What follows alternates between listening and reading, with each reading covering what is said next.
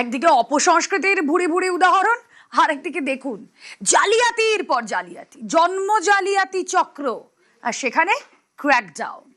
SIR এর সময় ভুরি ভুরি জাল সার্টিফিকেট, নথি জালিয়াতিতে জড়িত আইপ্যাকের অনেকে, প্রাক্তন মুখ্যমন্ত্রীর নির্দেশে জাল সার্টিফিকেট, রাজ্য জুড়ে পুরসভা পঞ্চায়েতে হানা পুলিশের, তদন্ত করে কড়া ব্যবস্থার হুঁশিয়ারি মুখ্যমন্ত্রী।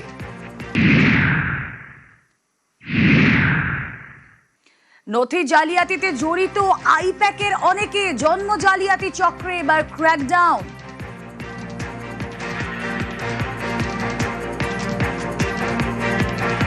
এটা সরকারের সিদ্ধান্ত, ক্র্যাকডাউন করতে হবে।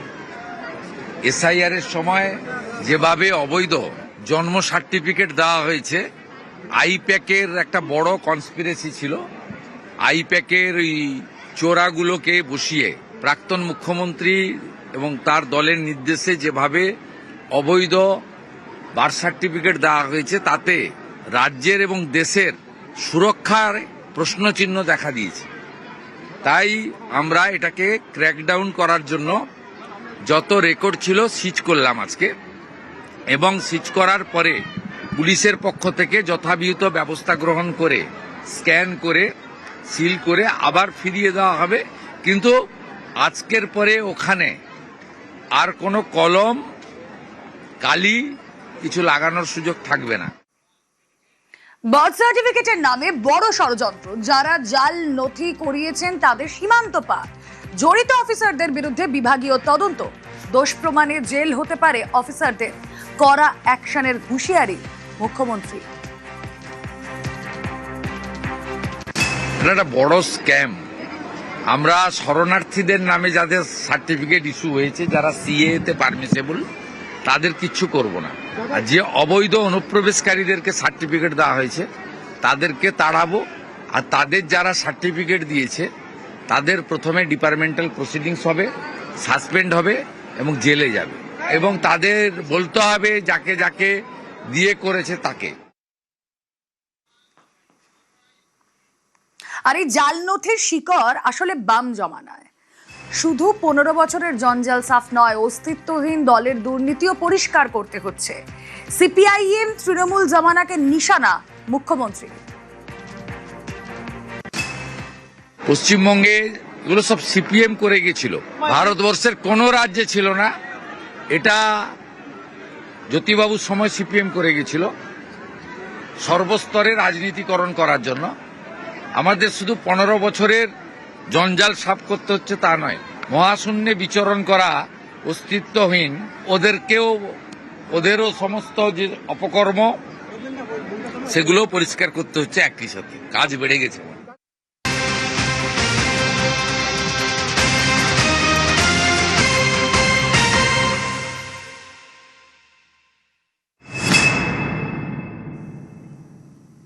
জাল জন্ম মৃত্যু সার্টিফিকেটে অ্যাকশনে রাজ্য। কোন নথির ভিত্তিতে সার্টিফিকেট, নথি সংরক্ষণে সিপিএসপিদের নির্দেশ রাজ্যে। কলকাতা সহ জেলায় জেলায় অভিযান।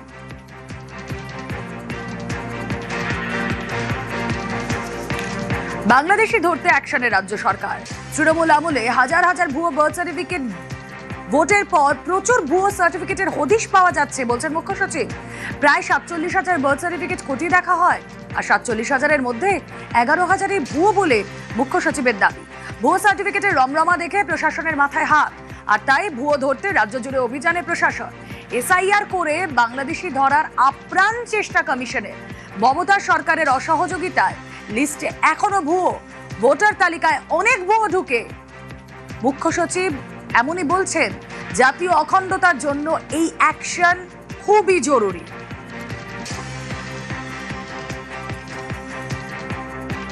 অনেকগুলো রিফর্ম করছি যেটা আছে, এইসব যেমন গন্ডগোল ধরা হলো 11,000 থেকে বেশি আপনার birth certificate falls out of 46,000, 1,80,000 যেটা ফলস ডিজিটাইজেশন, আমরা সব ডিজিটাইজেশন কাজ আটকে দিয়েছি, আমরা ভেরিফিকেশন চলছে।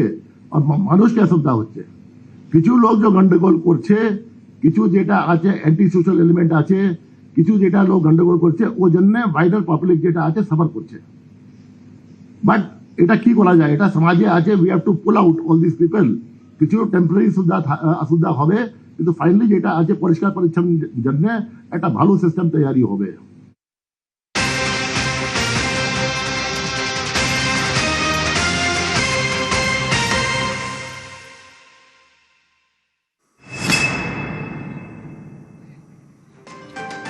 বার্থ সার্টিফিকেটে জাল, প্রতি 4 জনে 1 জন জাল।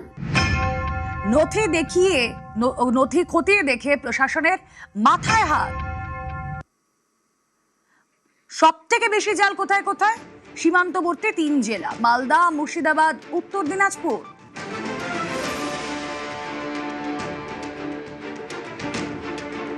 উত্তর দিনাজপুরে 58,509 ভুয়ো বার্থ সার্টিফিকেট, সংখ্যাটা একবার ভাবুন। উত্তর 24 পরগনায় সেখানে প্রায় 20,000, 19,709 টু বি এক্স্যাক্ট। মালদায় সংখ্যাটা 16,712। আর মুর্শিদাবাদ সেখানে সংখ্যা 8,138।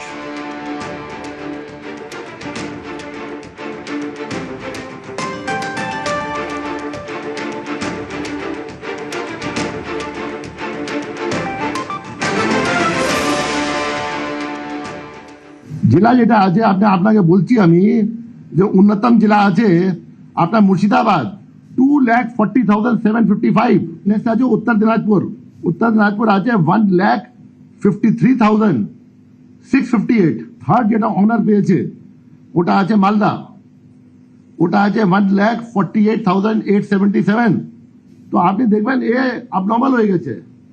দেখবেন SIR দেখা গেল কি ও জেলাতে ডিভিশন লিস্ট হলো, लेकिन যখন জুডিশিয়াল ইনকোয়ারি হলো 60 লাখ মধ্যে, তো আপনার প্রায় অর্ধেক ছিল মালদা, মুর্শিদাবাদ আর উত্তর দিনাজপুর।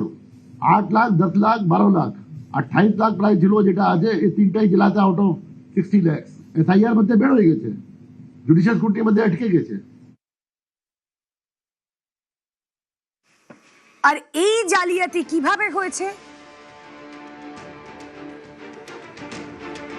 আমি পরিষ্কার বলছি, যেটা অবস্থা আছে পশ্চিমবঙ্গে, ইলেকশন হয়ে গেছে, এখন ইলেকশন পরে এক গাদা অফিসে আপনার মিউনিসিপ্যালিটি যাচ্ছে না চেয়ারম্যান, এক গাদা অফিসে প্রধান যাচ্ছে না, এক গাদা অফিসে আপনার লোক নেই ওখানে। অনেক কাজ আটকে গেছে এই জন্য কি অনেক স্কিমে যে আছে যেখানে বলা আছে কি প্রধান থেকে এটা ভেরিফিকেশন হবে, প্রধান থেকে সিগনেচার হবে, ওটা আমরা করাতে পারছি না, প্রধানই নেই ওখানে। প্রধান যে আছে due to some reason or other reason আসছে না, ইয়া প্রধান রিজাইন করে দিচ্ছেন, উপপ্রধান রিজাইন করে দিচ্ছেন, গোটা ব্যবস্থা চলমারাই গেছে। এখন যেটা আছে অনেক জায়গা আমাদের কাছে কিছু সিস্টেম নেই, অ্যান্ড এমন কোনো অ্যাক্ট রুল নেই যে সিস্টেমকে রিপ্লেস করতে পারবো by government servants in the panchayat. Even financial power যেটা আছে আজকের দিনে সব আছে পঞ্চায়েত প্রধান কাছে, এক্সিকিউটিভ মেয়র কাছে। ফাইন্যান্সিয়াল পাওয়ার মেনি এটা অন্য স্টেটে সব জায়গা অফিসার কাছে থাকবে, কিন্তু অফিসারের দায়বদ্ধতা আছে কোনো গন্ডগোল করবেন under PC act, under PMLA, so many action যেটা আছে ডিসিপ্লিনারি কন্ডাক্ট রুলস হতে পারে। কন্ডাক্ট রুলস যে আছে কোনো আমি দেখিনি কোনো মেয়র জন্য या কোনো প্রধান জন্য কোনো কন্ডাক্ট রুলস আছে যে কোনো জানা আছে, বাট গভর্নমেন্ট সার্ভেন্ট জন্য কন্ডাক্ট রুলস ফ্রম ডে 1 থেকে আপনি চাকরি জয়েন করেন তখন থেকে থাকে, একটা সিস্টেম প্রসিজার থাকে, এই জন্য গভর্নমেন্ট সার্ভেন্ট করে, বাট অফকোর্স আন্ডার তদারকি of the political executive and the executive of the state. কেন এই জালিয়াতি?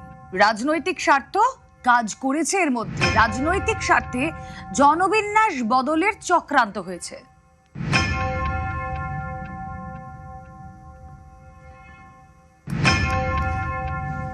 ন্যাশনাল সিকিউরিটির জন্য কোনো কম্প্রোমাইজ নেই। এটা যে আছে নেশন ফার্স্ট আছে, নালে क्योंकि যে আছে যদি পশ্চিমবঙ্গে খারাপ হবে গোটা কান্ট্রি খারাপ হবে, আর যদি বিকশিত ভারত হবে পশ্চিমবঙ্গ ছাড়া হতে পারে না। ইচ অ্যান্ড এভরি মিজোরাম জন্য হতে পারবে না, মেঘালয়ের জন্য হতে পারবে না, ইচ অ্যান্ড এভরি স্টেট জন্য হতে পারবে না। তো যেটা আছে আপনার ন্যাশনাল নর্মস আছে ওটা ফলো করতে হবে। যদি এখান থেকে লোক বেরিয়ে গেছে অন্য স্টেটও গিয়েছে, ওটাও আমরা চেক করে বের করবো।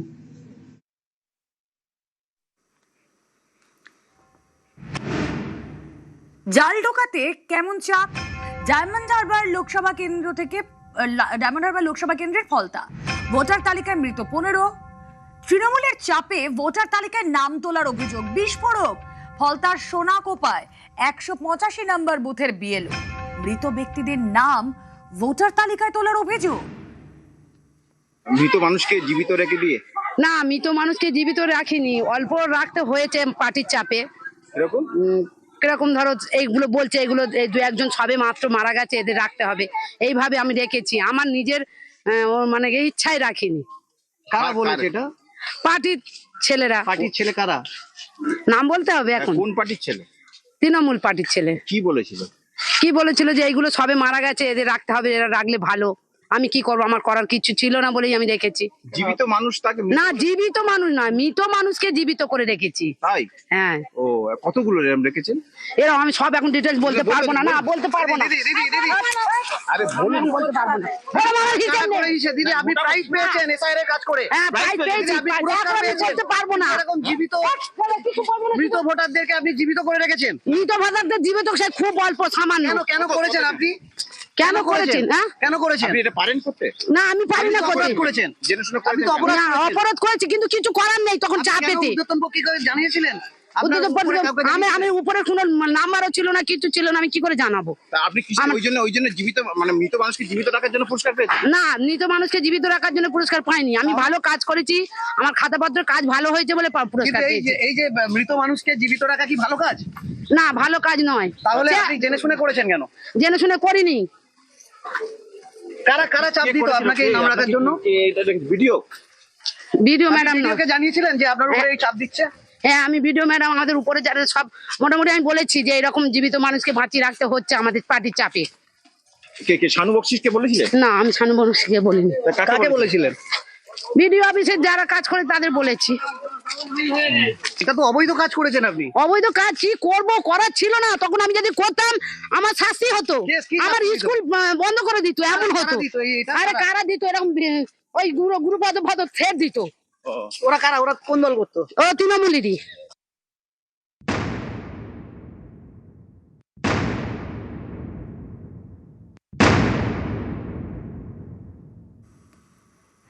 তবে কি এসআইআর ব্যর্থ? ট্রাইব্যুনালের বিচারকদের উপর হামলা মালদা। এসআইআর এর সময় তারা কারা?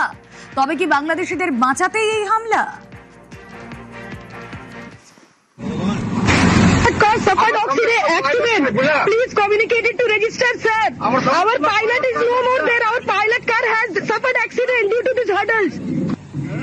Our pilot is no more there. He has suffered accident due to the hurdles of bamboos and the hurdles and the bricks. We are traveling alone. High Court, take care of my children. Take care of my children if something happens to me.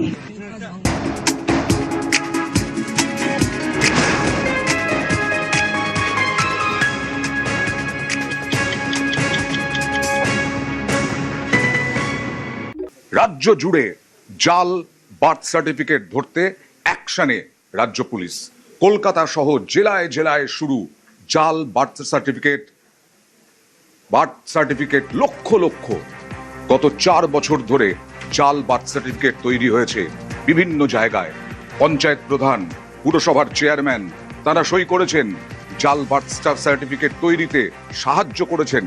Bangladesh থেকে অনুপ্রবেশকারীরা ঢুকেছে এবং তারপরে তাদের হাতে birth certificate তুলে দেওয়া হয়েছে, এরকমটাই তৃণমূল সরকারের বিরুদ্ধে অভিযোগ। আর এই সময় অর্থাৎ এই 4 বছরে অভিযোগ যে তৃণমূল সরকার, তাদের তৃণমূল দল তাদের ভোট ব্যাংক বাড়ানোর জন্যই এইভাবে জাল বার্থ সার্টিফিকেট তৈরিতে ইন্ধন জুগিয়েছে, এরকমটাই অভিযোগ উঠছে। আর আজকে পর্দা ফাঁস করলেন মুখ্য সচিব মনোজ আগরওয়াল। এমনকি ভোটার তালিকায় নাম তুলতে এই বার্থ সার্টিফিকেট তৈরি করা হয়েছে। একবার বার্থ সার্টিফিকেট পেয়ে গেলে হাতে, তারপরেই আধার কার্ড, তারপরে ভোটার কার্ড, ভোটার তালিকায় নাম। এখন চলছে তার ভিত্তিতেই, এই অভিযোগের ভিত্তিতে চলছে এখন বিরাট বড় পুলিশের অভিযান কলকাতা থেকে জেলায় জেলায়।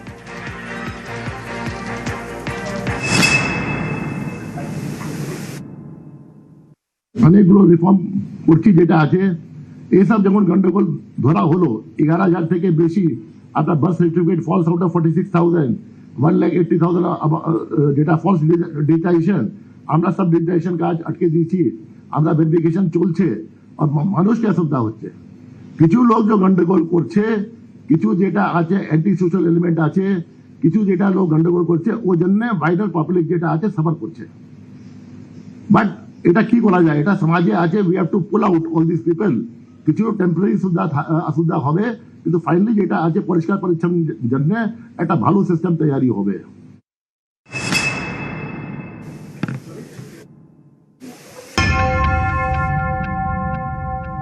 বাংলাদেশি ধরতে অ্যাকশনে রাজ্য সরকার। তৃণমূল আমলে হাজার হাজার ভুয়ো বার্থ সার্টিফিকেট, প্রায় 47,000 বার্থ সার্টিফিকেট খতিয়ে দেখা হয়। 47,000-এর মধ্যে 11,000-ই ভুয়ো বলে মুখ্য সচিবের দাবি।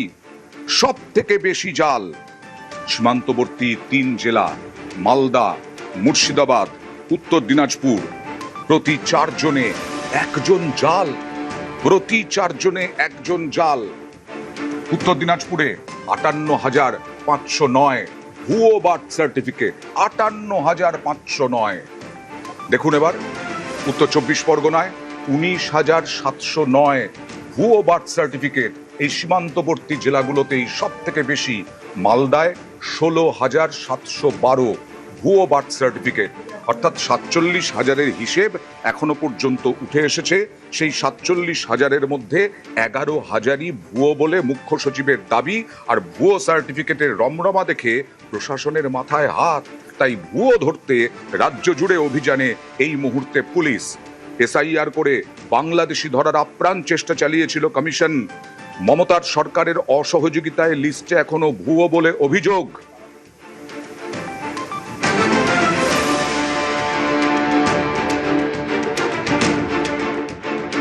জেলা যেটা আছে আপনাকে বলছি আমি, যে উন্নতম জেলা আছে আপনার মুর্শিদাবাদ 2,40,755। নেক্সট আছে উত্তর দিনাজপুর। উত্তর দিনাজপুর আছে 1,53,658। থার্ড যেটা অনার পেয়েছে ওটা আছে মালদা, ওটা আছে 1,48,877। তো আপনি দেখবেন এ abnormal হয়ে গেছে।